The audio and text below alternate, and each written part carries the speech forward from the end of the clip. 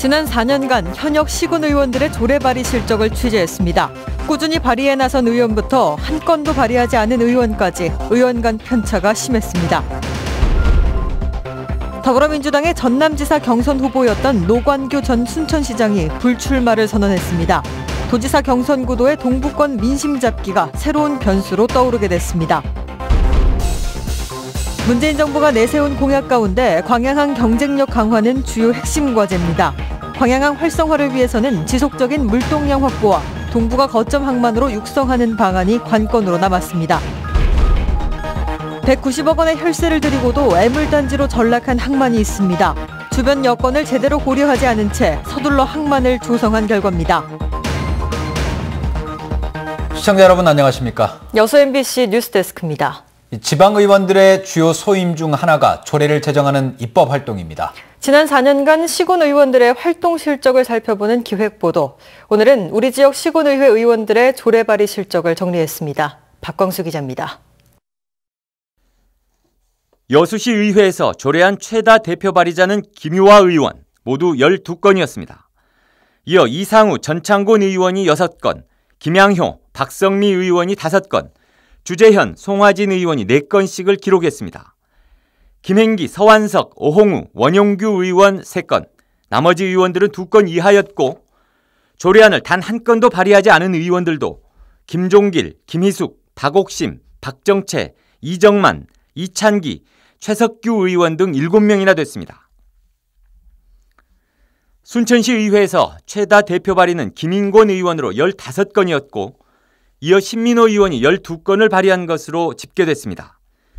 또 서정진 의원이 11건, 허유인 의원이 10건의 조례안을 만들었고 장숙희 의원이 8건, 박계수, 이옥기, 정철균 의원이 7건씩이었습니다. 조례안을 한 건도 내놓지 않은 의원들은 강형구, 문규준, 유해숙, 임종기, 주윤식 등 5명이었습니다. 광양시 의회는 문양호 의원이 11건으로 가장 많았고 김성희, 백성호 의원이 5건씩의 조례안을 대표 발의했습니다. 이어 박노신, 진수화 의원이 4건씩을, 서영배, 서상기, 심상래 의원이 3건씩을 만들었고 나머지 의원들은 2건 이하였습니다. 공군의회에서는 임선신 의원이 12건으로 최다 발의 의원으로 집계됐고 송우섭 의원이 10건을 대표 발의했습니다. 또 장세선 의원이 임기 동안 5건을, 권영길 의원이 3건을 발의했습니다. 물론 입법 활동의 성과를 무조건 조례 발의 건수로 재단할 수는 없습니다. 하지만 4년 임기 동안 시군 의원들이 지역의 법규에 얼마나 관심을 기울여 왔는지 가늠하는 중요한 척도는 될 수 있어 보입니다. MBC 뉴스 박광수입니다. 오인성 전 나주시 교육장이 도교육감 선거 출마를 선언했습니다. 오 전 교육장은 오늘 도교육청에서 기자회견을 열고 교육 현황과 방향을 알고 있는 자신이 교육감이 돼야 한다며 40년 동안의 현장 경험을 토대로 살아있는 교육과 의미 있는 학교를 만들겠다고 강조했습니다. 이에 따라 이번 도교육감 선거는 오 전 교육장과 함께 장서궁 전 정교조 위원장, 고석규 전 목포대 총장 등 3파전으로 치러질 가능성이 커졌습니다. 전남도지사 후보로 물망에 올랐던 노관규 전 순천시장이 선거 불출마 의사를 밝혔습니다. 노 전 시장은 입장문에서 전남의 현안 해결을 위해 중앙정부의 지원을 효율적으로 이끌어낼 적합한 인물이 있다고 판단했다며 생태를 중심으로 한 산업구조 개편 과정에서 자신의 경험을 토대로 작은 역할을 할 수 있을 것이라고 덧붙였습니다. 현재 여당 내에서는 김영록 전 농식품부 장관과 신정훈 전 청와대 비서관이 도지사 경선 준비에 나서고 있으며 장만채 전 교육감도 경선 참여를 위해 입당을 신청한 상태입니다. 네, 앞서 전해드린 대로 더불어민주당 전남도지사 경선 구도가 윤곽을 잡아가고 있습니다.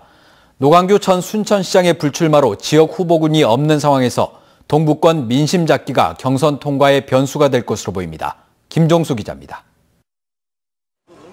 지금까지 치러진 전남도지사 선거는 본선보다 경선 통과가 더 어려웠습니다. 특히 인구 밀집도가 별도로 중서부권 출신 후보들이 출사표를 던지면서 동부권 인물난도 꾸준히 제기돼 왔습니다. 최근 2번의 지방선거에서도 당시 민주당 박준영 후보와 새정치민주연합 이낙연 후보가 중서부권을 기반으로 수장 자리를 꿰찼습니다. 당선인들과 경쟁에 나섰던 후보군들 가운데 여수가 지역구인 주승용 의원을 제외하고 관내 후보들의 등판은 눈에 띄지 않았습니다. 이런 가운데 동부권에서 탄탄한 기반을 갖춘 노광규 전 순천시장이 불출마 의사를 밝히면서 후보들의 민심 잡기도 본격화될 전망입니다. 순천시장과 지역위원장 역임 등을 통한 노 전 시장의 확고한 지지세를 누가 흡수할지가 경선 통과의 변수가 될 수 있기 때문입니다. 또 경선에서 여론조사와 권리당원 조사가 각각 50%씩 반영돼 아직까지 누가 우세하다고 속단할 수 없습니다. 노 전 시장 측이 특정 후보 지지를 밝히지 않고 있는 가운데 정치 철학을 공유할 수 있는 후보와의 연대 가능성도 점쳐지는 상황. 특히 후보들마다 순천 선거 사무실 개소를 준비하고 있는 만큼 지역에서 펼쳐질 애정 공세도 거세질 것이란 예측도 나옵니다. 중서부권에 한정된 영구와 취약한 기반이란 이중고를 극복하기 위한 동부권의 표심 확보가 이번 전남도지사 경선 과정에서 중요한 변수로 떠오르고 있습니다. MBC 뉴스 김종수입니다. 순천시가 남북 교류 활성화를 위해 구체적인 대안을 제시했습니다. 순천시는 오는 5월과 7월 북한의 람사르 협약 회원국 가입과 금강산 유네스코 생물권 보존지역 등재 여부에 맞춰 북한과 구체적인 교류가 가능할 것으로 보고 두루미 서식지 보존 프로젝트 참여와 생태관광 프로그램 개발 등을 추진할 계획입니다. 순천시는 또 북한의 생태적 가치를 지닌 곳을 중심으로 다양한 민간 교류 사업도 확대할 방침입니다. 6개월 이상 공석인 광양만권 경제자유구역 청장 재공모에 6명이 응모한 것으로 나타났습니다. 전라남도는 최근 경제청장 재공모 접수 결과 전직 도청 간부와 기업인, 코트라 출신 등 모두 6명이 지원했으며 오는 27일까지 서류 심사와 면접을 통해 2-3명으로 후보를 압축한 뒤 인사위에 추천해 다음 달 말 임명할 예정입니다. 전남도는 이전 공모에서 코트라 출신 인사를 후보자로 내정했으나 산업통상자원부에서 부적합 의견을 제시해 임명이 무산된 바 있습니다. 190억 예산이 투자된 지역 항만이 개점 휴업 상태로 방치되고 있습니다. 항만 앞 비좁은 수로와 밀집된 양식장 때문에 항만 위치로 적합하지 않다는 지적에도 무리하게 항만 건설에 나선 결과입니다. 문현철 기자가 보도합니다. 길이만 180m에 달하는 부두가 텅 비었습니다. 마지막 화물이 부두에 내려진 건 지난해 10월. 화물소로 인한 잦은 양식장 파손 사고에 자흥지역 어민들이 양식시설을 확대하면서 항로가 막혔기 때문입니다. 문제는 부두가 만들어지기 전부터 이 같은 상황이 예견됐다는 겁니다. 항구까지 비좁은 수로와 밀집된 양식장 때문에 항로로 부적합하다는 지적이 건설 이전부터 제기됐습니다. 이쪽에는 이런 협수로라 항로로 잡기는 너무 어려운 것이다.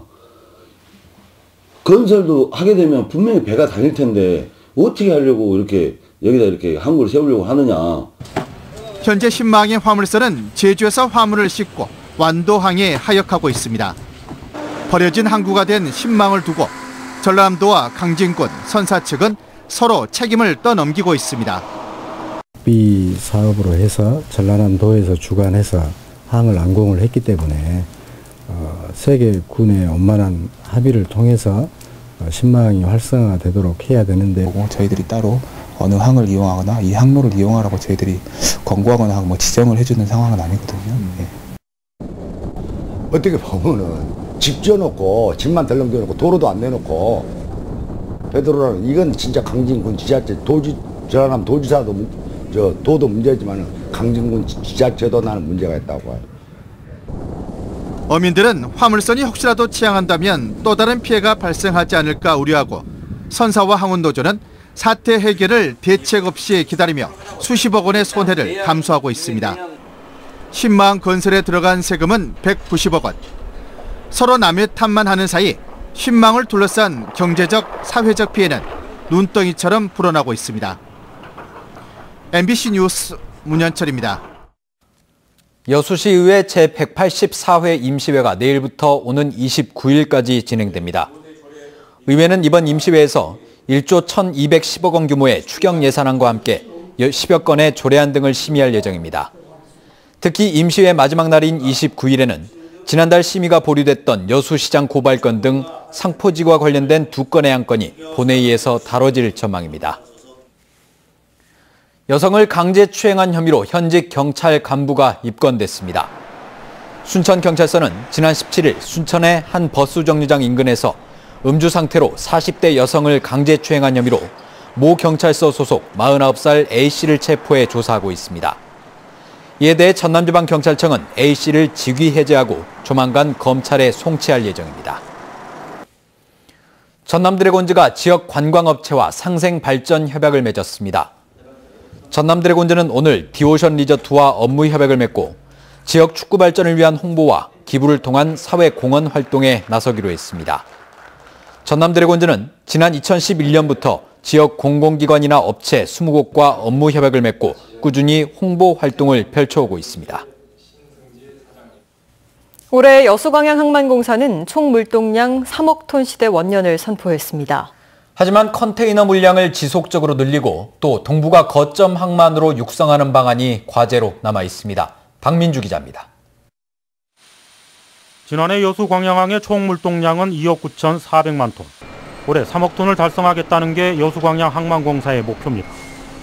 광양항을 컨테이너 물동량 증대뿐만 아니라 철강, 석유화, 자동차 등 글로벌 복합 물류 항만으로 성장시켜 나간다는 겁니다. 그분 첫째가 컨테이너 화물이고 두 번째가 철광석, 세 번째가 석유화학, 그다음에 일반 화물, 자동차 화물 각각 다른 요소들을 잘 집합해서 종합 물류 항만으로. 하지만 지난해 컨테이너 물동량은 223만 2천 TU로 300만 TU 규모의 인천항보다 물량이 적었습니다. 한진해운 파산 사태와 중국 항만의 환적 화물에 대한 공격적인 인센티브 시행도 영향을 준 것으로 분석됩니다. 때문에 해양산업 클러스터 구축과 자동차 한적기지 육성, 광양항 인센티브를 강화하는 대책이 나오고 있습니다. 현재 45개 기업이 입주해 있는 광양항 배후단지도 글로벌 기업을 유치한다는 계획입니다. 광양만권 배후부지를 동부가 물류 거점으로 지정해 정부의 역할을 키우는 것도 과제 가운데 하나입니다. 이 광양항을 중심으로 한 배후부지를 동부가 물류 거점으로 지정하는 것이 저는 바람직하다고 생각을 합니다. 그 투자 유치를 위한 정부 지원이 획기적으로 이루어질 수 있을 것이기 때문에 문재인 정부의 전남 8대 공약에 포함된 광양항 경쟁력 강화, 광양항이 동부가 수출이 거점 물류항으로 거듭날 수 있을지가 앞으로 관건입니다. MBC 뉴스 박민주입니다. 고흥 우주발사 전망대 인근에 친환경 명품 탐방로인 미루마루길이 조성됩니다. 고흥군은 국비 10억 원 등 총 사업비 23억을 들여 우주발사 전망대에서 용바위까지 4km 구간에 스카이워크와 용굴 탐방로 등 친환경 탐방로를 개설하기로 하고 공사에 들어가고 있습니다.